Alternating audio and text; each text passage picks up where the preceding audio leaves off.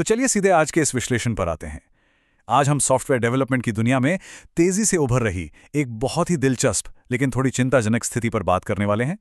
जब से AI coding tools आए हैं, ऐसा लग रहा था मानो हर कोई सुपर ह्यूमन बन जाएगा, है ना?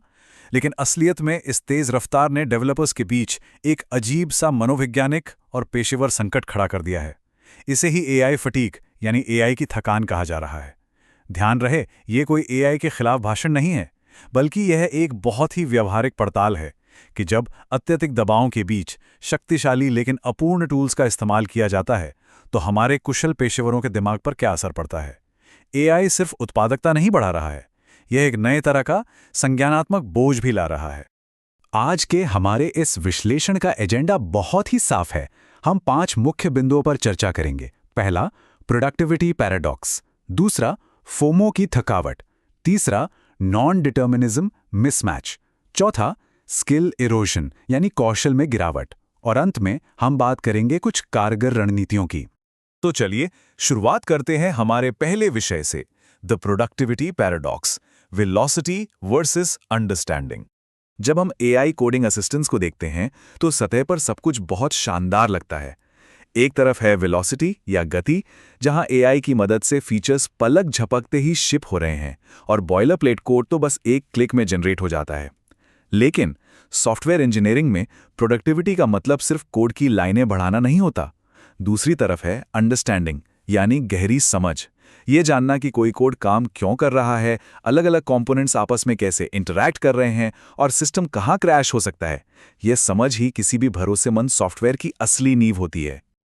और यहीं पर असली समस्या शुरू होती है।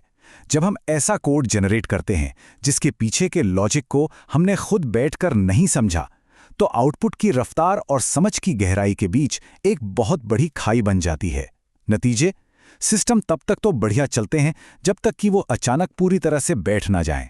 फिर शुरू होता है लगातार कॉन्टेक्स्ट स्विचिंग का वो थका देने वाला सिलसिला, जहां एक बग ढूंढने में ही पूरा दिन निकल जाता है। अब बढ़ते हैं दूसरे हिस्से की तरफ, the exhaustion of FOMO. Tech industry की ये हाइप साइकिल्स कैसे हमें थका रही हैं। टेक दुनिया में बदलाव की रफ्तार अभी जितनी तेज है उतनी शायद पहले कभी नहीं थी। हर गुजरते दिन के साथ एक नया एआई मॉडल, नई कॉन्टेक्स्ट विंडो लिमिट, कोई नया कोडिंग एजेंट या कोई नया बेंचमार्क सामने आ जाता है। सोशल मीडिया पर तो जैसे बाढ़ सी आई हुई है। और इस लगातार आती जानकारी ने प्रोफेशनल्स के बीच एक अजीब सा डर पैदा कर दिया है, फियर ऑफ मिसिंग आउट यानी पीछे छूट जाने का डर। ऐसा लगता है कि अगर आज इस नए टूल को नहीं सीखा तो कल जॉब मार्केट में कोई जगह नहीं बचेगी। लेकिन हमेशा प्रासंगिक बने रहने की इस अंतहीन दौड़ की एक बहुत भारी कीमत चुकानी पड़ रही है। कोर इंजीनियरिंग और असली प्रॉब्लम सॉल्विंग पर फोकस करने के बजाय डेवलपर्स का कीमती समय और ऊर्जा हर नए टूल को टेस्ट करने और उसे इवैल्यूएट करने में ही खत्म हो रही है। इसका सीधा असर मानसिक स्वास्थ्य पर पड़ रहा है। ये एक ऐसा चक्र बन गया है जहां अपडेटेड रहने का दबाव ही सबसे बड़ी थकावट की वजह है। हमारा तीसरा विषय है द नॉन डिटर्मिनिज्म मिसमैच यानी स्टैटिस्टिकल संभावनाओं और सटीक इंजीनियरिंग के बीच की टक्कर। इसे थोड़ा तकनीकी नजरिए से समझते हैं। सॉफ्टवेयर इंजीनियरिंग हमेशा से सटीकता यानी प्रिसिजन का खेल रहा है। अगर आप एक ही इनपुट देंगे तो एक सही लिखा गया फंक्शन हमेशा एक ही आउटपुट देगा, हमेशा। यही डिटर्मिनिज्म हमारे कोड को भरोसेमंद बनाता है। लेकिन एआई लैंग्वेज मॉडल्स पूरी तरह से नॉन डिटर्मिनिस्टिक होते हैं। एक ही प्रॉम्प्ट आपको हर बार अलग आउटपुट दे सकता है। एआई को सही या गलत की कोई समझ नहीं होती, वो सिर्फ सांख्यिकीय संभावनाओं पर काम करता है। तो इसका मतलब क्या हुआ? मतलब ये है कि एआई हर काम के लिए सही टूल नहीं है। अगर आपको बॉयलर प्लेट कोड लिखना है या डॉक्यूमेंटेशन जनरेट करनी है तो एआई शानदार है, क्योंकि वहां थोड़ी बहुत गलती चल जाती है। लेकिन जरा सोचिए, अगर बात सिक्योरिटी लॉजिक या किसी जटिल एल्गोरिदम की हो जहां गलती की कोई गुंजाइश नहीं है, वहां एआई का इस्तेमाल करना खतरनाक हो सकता है। क्योंकि जब एआई गलती करता है तो वो अक्सर अदृश्य और बिल्कुल अप्रत्याशित होती है, जिससे कोड रिव्यू और डीबगिंग किसी बुरे सपने जैसी बन जाती है। अब आते हैं चौथे पॉइंट पर, स्किल इरोजन। इसे हम द ऑटो पायलट प्रॉब्लम भी कह सकते हैं। इतिहास गवाह है, जब भी किसी पेशे में बहुत ही शक्तिशाली टूल्स की एंट्री होती है तो इंसानी स्किल्स पर जंग लगने का खतरा बढ़ जाता है। जैसे एविएशन में अगर पायलट बहुत ज़्यादा ऑटो पायलट पर निर्भर हो जाए तो मुश्किल वक्त में मैनुअली प्लेन उड़ाने की उनकी क्षमता कमज़ोर हो सकती है।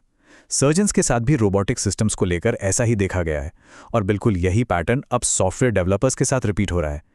एआई असिस्टेंट्स पर अत्यधिक निर्भरता से वो गहरी प्रॉब्लम सॉल्विंग मसल धीरे धीरे कमजोर हो रही है।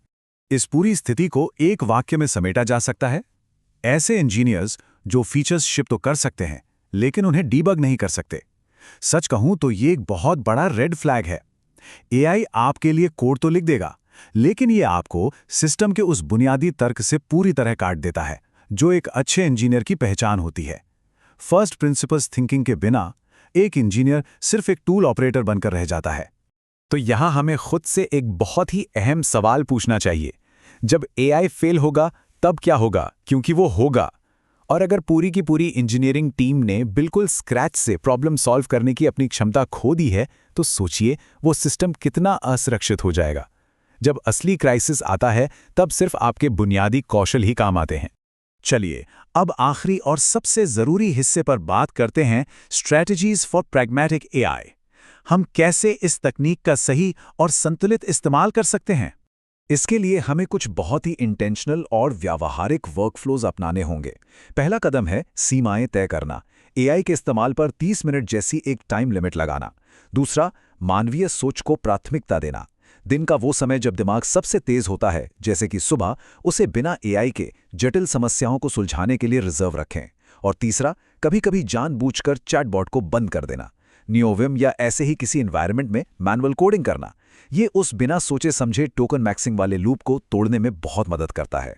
सबसे जरूरी बात यह है कि एआई को एक बाउंडेड टूल यानी सीमित दायरे वाले उपकरण की तरह देखा जाए, न कि हर मर्ज की दवा। ये देखने के लिए कि एआई सच में कहाँ वैल्यू ऐड कर रहा है, उसकी एक्टिविटीज को ट्रैक करना अच्छा रहता है।